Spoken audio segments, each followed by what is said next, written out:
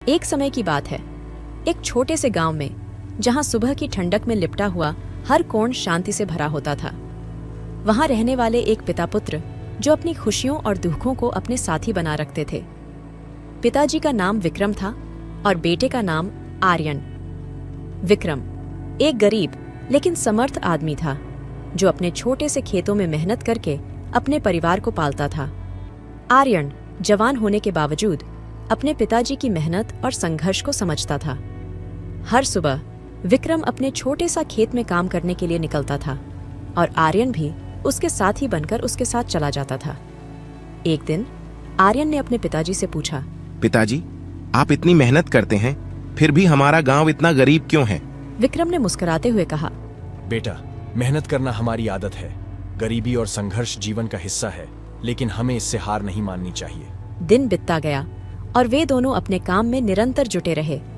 लेकिन एक दिन जब विक्रम को अचानक बीमारी हो गई, उसका स्वास्थ्य दिन पर दिन खराब होता जा रहा था, लेकिन उसने अपनी मेहनत और आत्मविश्वास को नहीं खोया। आर्यन, जो अपने पिताजी के लिए चिंतित था, ने कहा, पिताजी, आपको आराम करना चाहिए। मैं आपके लिए सारा काम कर लूंगा। धीरे धीरे आर्यन ने अपने पिताजी के साथ काम करना शुरू किया। वह हर दिन पिताजी के लिए खेतों में मेहनत करता और शाम को उनकी देखभाल करता।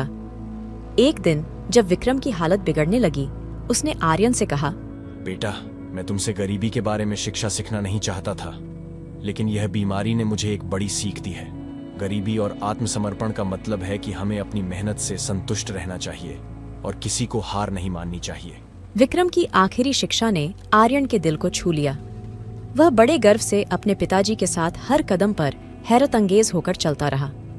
एक दिन विक्रम ने आखिरी सांस ली, लेकिन उसका आत्मा आर्यन के साथ थी, जो अब बन चुका था अपने पिताजी के साथी के रूप में। गांव ने खोया एक समर्थ आदमी को, लेकिन उसकी कहानी ने सभी को एक महत्वपूर्ण सीख सिखाई। गरीबी का मतलब सिर्फ मात्र धन की कमी नहीं होती, बल्कि यह एक आत्मा की शक्ति और संघर्ष का परिचय करवाती है। इस रूपरेखा ने सुनने वालों को एक दुख भरी कहानी से गुजारने का अनुभव कराया, जो उन्हें यह सीखने के लिए मजबूर करती है कि जीवन के हर मोड़ पर हमें संघर्ष का सामना करना हो सकता है, लेकिन हमें उसे हार नहीं मानना चाहिए।